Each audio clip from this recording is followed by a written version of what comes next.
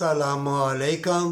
بے شک اللہ نے بے بہا علم دیا ہے، جس علم میں انسانوں کی تباہی بربادی ذہنوں میں پھیل جائے، دلوں میں پھیل جائے، ہر چیز برباد ہے۔ یہ ایسا علم ہے، گھر گھر میں بے حیائی بھی پھیل گئی ہے، اور نت نئی ٹیکنالوجی اعلیٰ سے اعلیٰ بھی آ گئی ہے اور بھی آئے گی۔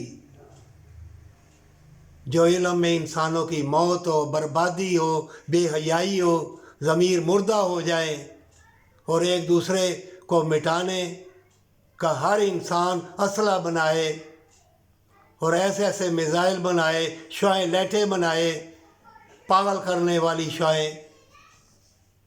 یہ علم کیسا ہے؟ یہ بیکار ہے۔ سمجھو کہ تباہی بربادی تمہارے سر پہ آ گئی ہے۔ اے مومن، شیطان جو بہت علم حاصل کرتا ہے، اگر جنت کے لیے ہو، اسلام پھیلانے کے لیے ہو تو وہ بہتر ہے۔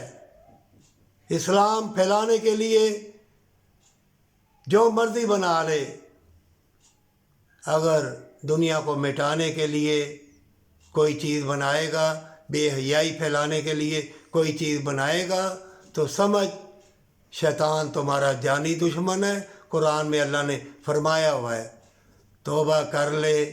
اللہ نے یہ نہیں پوچھنا کہ تم نے چاند ستارے زمین پر لے آئے ہو، یا چاند ستاروں کے اوپر تم پہنچ گئے ہو، یا سونے کی زمین بن گئی ہے، کھانے تم نے 2 لقمے ہیں۔